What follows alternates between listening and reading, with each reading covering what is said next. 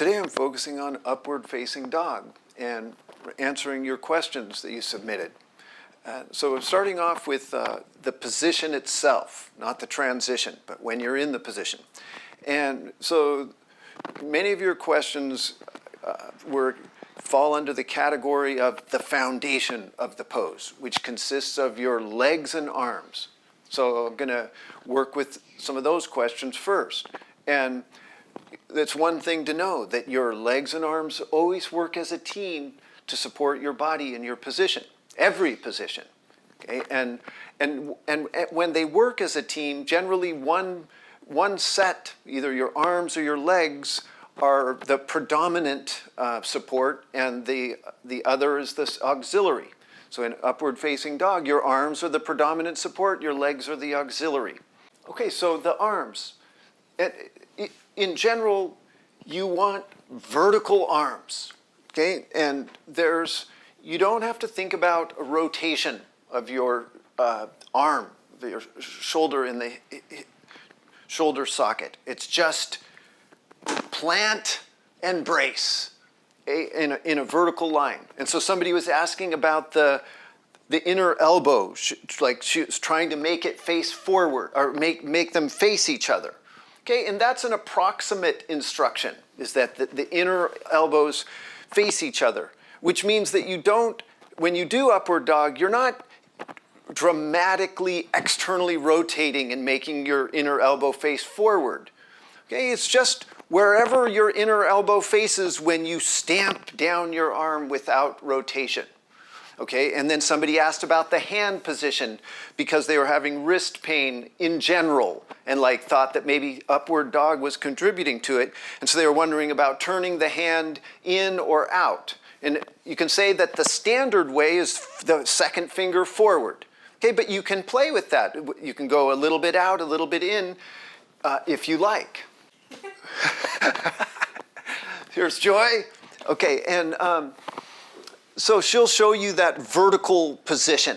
And so since your arms are the predominant weight-bearing part of your body for supporting your position, you want your spine situated right in the center between the arms. And finding that center is tricky. So what I suggest is you deliberately play with either side of that middle you're looking for.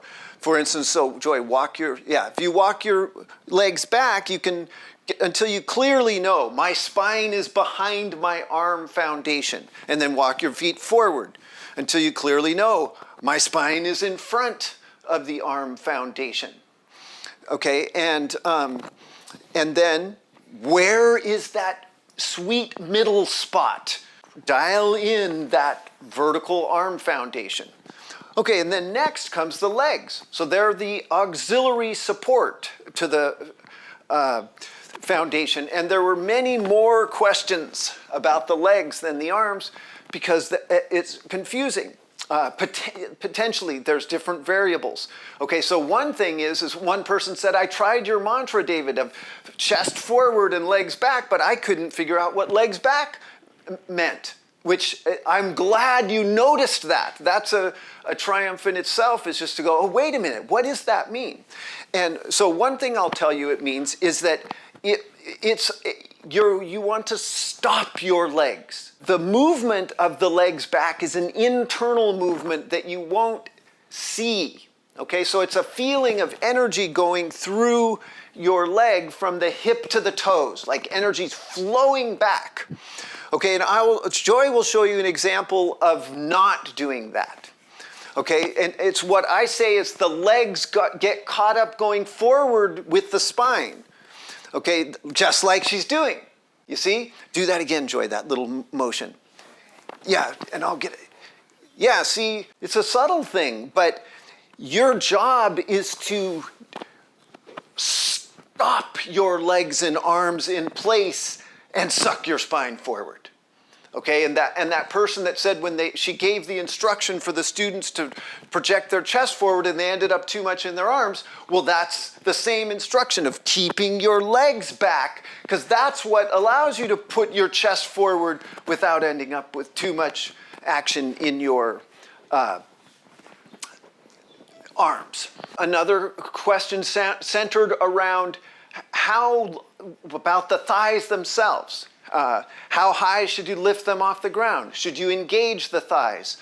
And can the thighs be on the ground? Classic upward facing dog is the thighs off the ground. Okay, so if you put your thighs on the ground, you could say that's getting into a different pose, like Bhujangasana, the cobra, the snake pose. Okay, so you lift your thighs off the ground. It's variable how high. So you could say that, and having your thighs low to the ground gives you a potentially deeper spinal arch, whereas really lifting your legs it gives more support to your position, but it also kind of makes it harder to make a curve in your spine. If you want to remove strain in the lower back, because that was another theme of question, was the protection in your back, then engage your legs more, lift your thighs higher. You want to really engage your legs, people, okay? And part of engaging your legs is clearing your thighs off the ground by grounding your femur bones, making them go up into the leg. Okay, so I would say that there's a kind of, the lowest you would want to go is somewhere in where I've got joy now. Okay, so you want a good healthy little space between your thighs and the ground. Okay, but then the maximum is higher than that. You can really lift your thighs up. No, don't do that. Keep your toes pointed and lift the thighs. And I encourage you to experiment with this. Okay, so if you really charge your thighs and lift up, you can feel that it becomes less of a back bend. Okay, so you can play with that range, but remember, no matter what you do, thighs engaged, really charging. So, and people were asking about what I call the big four muscle groups. So that's the front of the thigh, the back of the thigh, the abdomen, and the buttocks. Okay, and to me, you activate the big four. Okay, those are very clear in upward facing dog. So you activate the fronts of the legs, the backs of the legs, activate the buttocks, and pull up your abdomen. Okay, those are all protections for your spine. Somebody asked me about, should I move my pelvis forward? And the answer is no. So you stabilize your pelvis, you brace it, you stop it in place. The legs go back, but the pelvis stays stationary.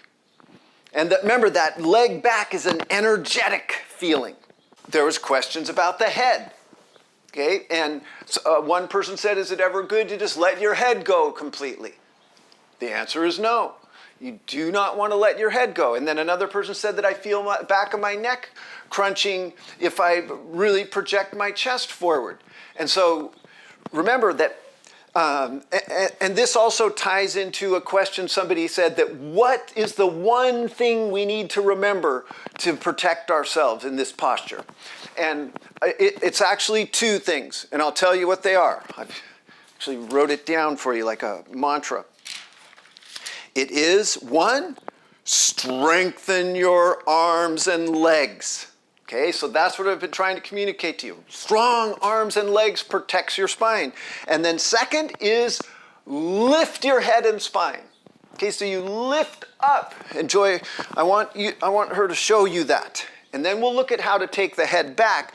But first, we'll show you not lifting your head and spine. So it's like your spine kind of drops down into your foundation. But to lift it, you lift your head up. Lift your spine up out of that strong arm and leg base. Okay, that's the protection you need. Strengthen your legs and arm. Strengthen your arms and legs. Lift your head, spine. That will protect your body. Okay, and then when you take your head back, you make a giant circle with your nose and eyes.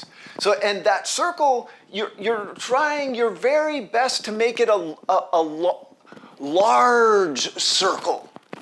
Okay, so, and that will help you to keep length through your occiput as you take your head back.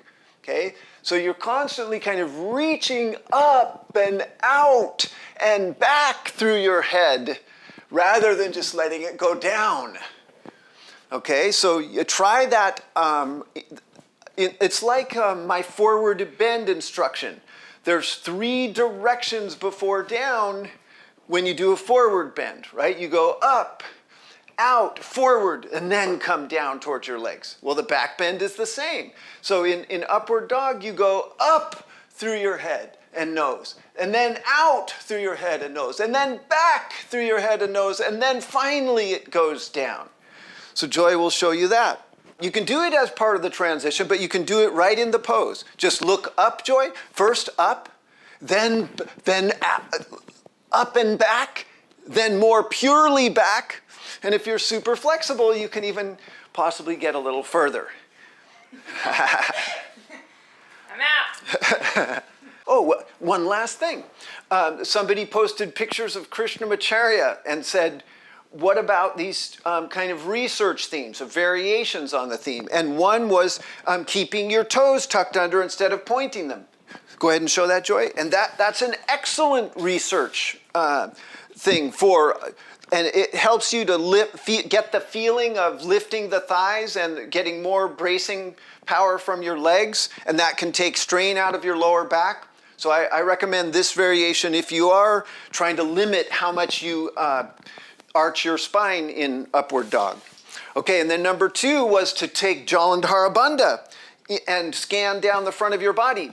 And I will say that this variation is good with a one caveat, which is don't make your transition like that as a habit. You can, and I'm going to talk about the transition in another video, but definitely every pose, remember there's 3 head positions, and I expect you to use each head position to research your position. And Jalandhara Bandha is a prominent one because you can lay your eyes on your body. Joy, show that again.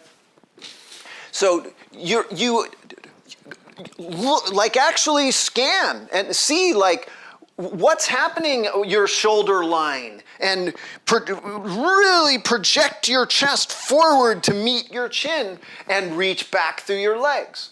So you can get an amazing perspective on your posture by lowering your head instead of taking it back and researching.